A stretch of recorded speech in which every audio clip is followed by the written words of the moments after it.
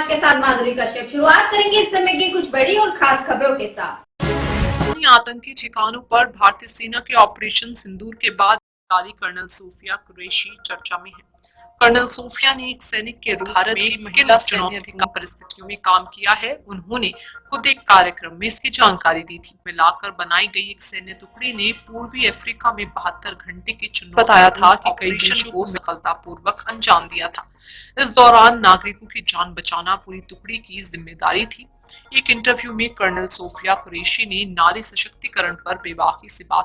योद्धाओं के परिवार से होने के कारण बहादुरी उनके जीन्स में है। सेना से जुड़ना उनका सपना। उन्होंने कहा कि सेना सर्वश्रेष्ठ संस्था है जिसका हिस्सा बनना सौभाग्य है। यहाँ आने के बाद चुनौतियों को मात देने का मौका मिलता है। देश की सेवा करने पर गर्व की अनुभूति होती है। लेफ्टिनेंट के रूप में सेना से जुड़ने के बाद कर्नल सूफिया ने ऑपरेशन पराक्रम से जुड़ी एक बात को भी याद किया। उन्होंने बताया, जब मैं डिवीजन में थी उस समय उनकी कंपनी कमांडर ने कहा था कि सूफिया, अगर आप सैल्यूट चाहती हैं तो आपको इसे कमाना होगा, गंभीरता से काम करना होगा। अगस्त 2023 के इस कार्यक्रम में सूफिया ने कहा, आज पीछे मुड़कर देखने पर एहसास होता है कि उन्होंने सेना में अपनी सेवा और मेहनत की बदौलत सैल्यूट अर्जित किया है।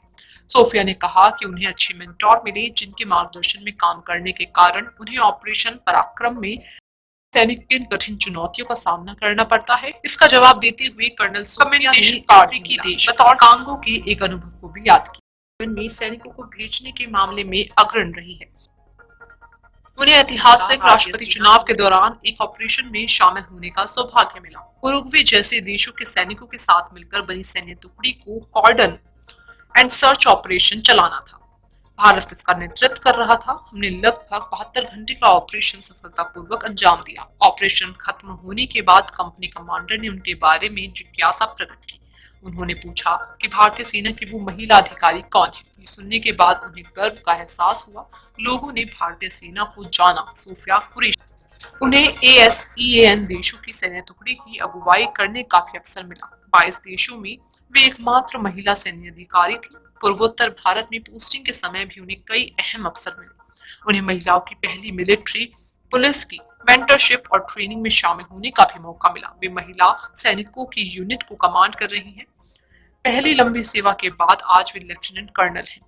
महिला सैनिकों के पहले बैच से होने के कारण गर्व की आने वाली 35 वर्षीय कर्नल सूफिया कुरैशी भारतीय सेना की सिक्योरिटी में अफसर है। गुजरात से 1999 में ऑफिसर्स ट्रेनिंग एकेडमी से कमीशन प्राप्त करने के बाद उन्होंने कई अहम पोस्टिंग संभाली हैं, जिनमें काउंटर इंसर्जेंसी ऑपरेशंस भी शामिल हैं। सूफिया का सेना से रिश्ता पीढ़ियों पुराना है। उनके दादा और पिता दोनों आर्मी में थे। 2006 में वे UN पीस कीपिंग मिशन के तहत कांगो में तैनात रही। 2016 में तब लेफ्टिनेंट कर्नल के पद पर तैनात सूफिया कुरैशी ने एक्सरसाइज फोर्स 18 में भारत की 40 सदस्यीय सैन्य टुकड़ी का नेतृत्व किया। किसी भी मल्टीनेशनल मिलिट्री एक्सरसाइजेस में सेना की टुकड़ी का नेतृत्व करने वाली पहली भारतीय महिला।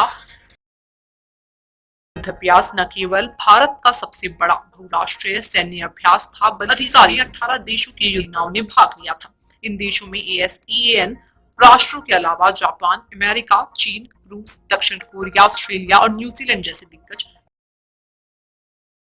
भारत ने ऑपरेशन सिंदूर के तहत जिन 9 पाकिस्तानी आतंकी ठिकानों पर हमला किया, शुक्रवार को उसकी आधिकारिक तस्वीरें जारी की गई। ऑपरेशन सिंदूर पर भारतीय सेना की महिला अधिकारियों विंग कमांडर व्योमिका सिंह और कर्नल सूफिया ने विस्तार से जानकारी दी। उन्होंने बताया कि POJK में 5 आतंकी ठिकानों पर मिसाइल हमले किए गए हैं, जबकि 4 आतंकी ठिकाने ऐसे हैं जो पाकिस्तानी सीमा के भीतर हैं। खास बात यह है कि मुरीद के में लश्कर के मुख्यालय मरकज ताइबा पर एक बार 4 मिसाइलें दागी गईं। इसी संवेदनशील प्रस्तुति के बाद से कर्नल सूफिया लगातार चर्चा में है।